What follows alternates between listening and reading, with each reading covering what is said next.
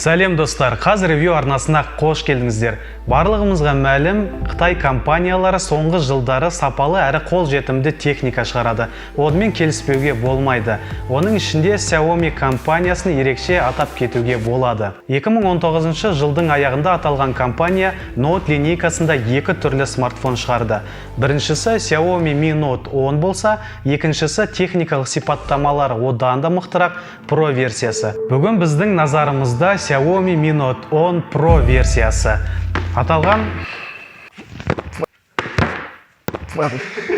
Бүгін біздің назарымызда Xiaomi Mi Note 10 Pro версиясы. Аталған смартфонның қандай ерекшелігі бар деп сұрайсыз ғой? Біз 3 немесе 4 камерасы бар смартфон туралы естігенде таң қалдық. Ал бүгін бізде 5 камерасы бар смартфон. Иә, сіз қателескен жоқсыз, 5 камерасы бар. Оны сонымен қатар пентакамера деп те атайды. Аталған смартфон 200 теңгеден артық тұрады, ал өз бағасына ол лайықты ма жоқ па, қазір көрейік. Смартфон 3 түрлі түсте сатылады. Арктикалық ақ, қап-қара түн және жасыл көк зүбәржат.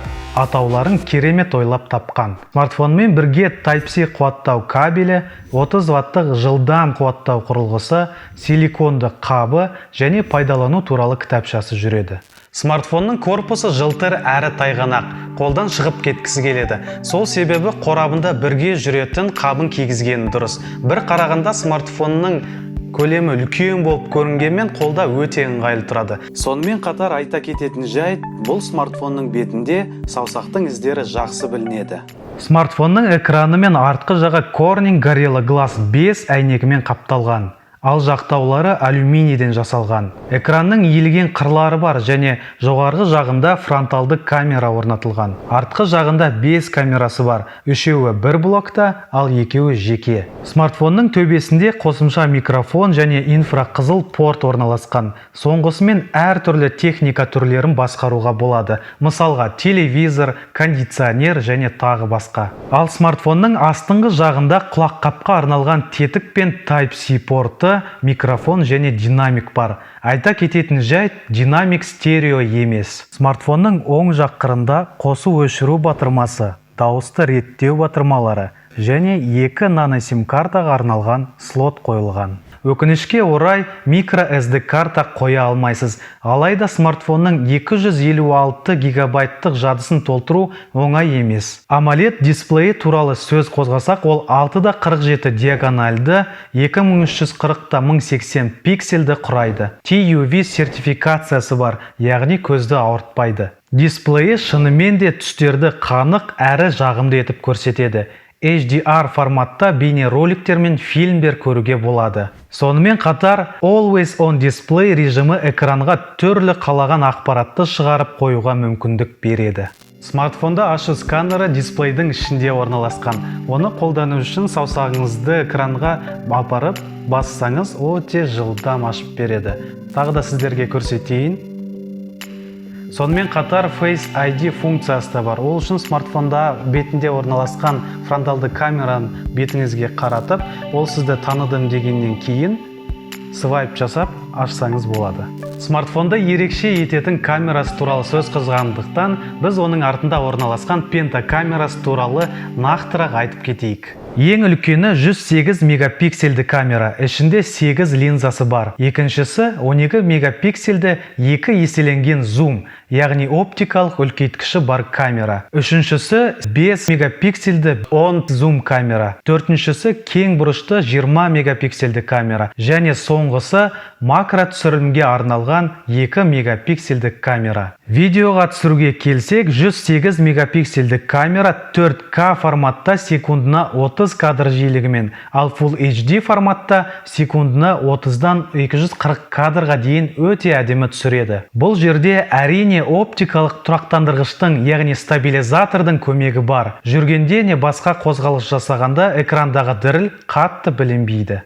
Осынша 5 камераның қайсысымен дұрыс түсіру керек деген сұраққа мен жауап берейін. 108 мегапиксельді камерасы әдетте автоматты режимде 27 мегапиксельмен түсіреді. Біз тест жасадық, яғни 108 мегапиксельмен және 27 мегапиксельмен бір объектіні түсіріп, оны жақындатқан кезде аса бір айырмашылық байқамадық. Яғни ауыз толтырып айтатын 108 мегапиксель деген ол маркетинг деп қабылдасаңыз болады. Және де бұл смартфонның бір ерекше ыңғайсыз жерін айтайын. Бұл камерасы 2 мм-ге корпусынан шығып тұр. Сондықтан оны қапсыз қолдансаңыз сырып алу мүмкіндігі бар. Сонымен қатар екінші ыңғайсыз жері бар.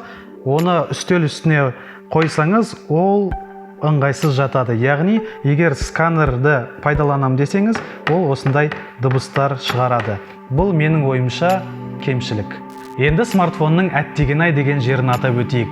Егер сіз бұл смартфонның ішінде Snapdragon 845 не 855 болады деп ойласаңыз, сіз қателесесіз. Бұл смартфонның ішінде 730G деген әлсіздеу процессор орналасқан. Дегенмен 8 гигабайт жедел жадымен кез келген ойын ойнауға және де жұмыс істеуге болады. Смартфонның MIUI 11 интерфейсі өте ыңғайлы. Шындығына келсек, Xiaomi смартфондарының бұл интерфейсі олардың айтуға тұрарлық ерекшелігі. Смартфонның салмағы 208 грамм. Сіздер өздеріңіз ойлаңыздаршы, әдетте үлкен экранды смартфондардың салмағы 190 граммның ар жақ бер жағы. Дегенмен бұл салмақтың түсіндіруі бар. Ол оның үлкен ауқымды батареясында. Батареясы 5260 мА. 30 ваттық жылдам қуаттау құрылғысы арқылы смартфон жарты сағаттың ішінде 50%-ке зарядталады.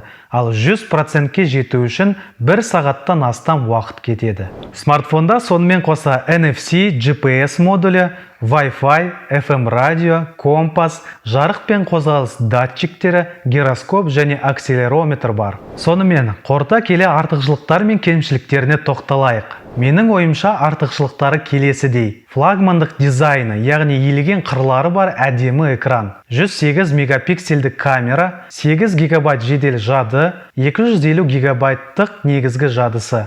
Ал кемшіліктері мыналар. Процессор флагмандық емес, стереодинамик жоқ, судан қорғау стандарты жоқ және сымсыз қуаттау функциясы жоқ.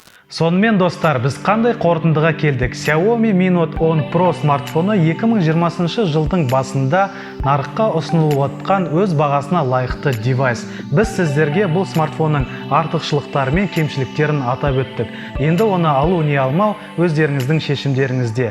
Біздің арнамызға тіркеліңіздер, лайк пен қоңырауды басыңыздар. Сіздермен болған Талғат, сау болыңыздар.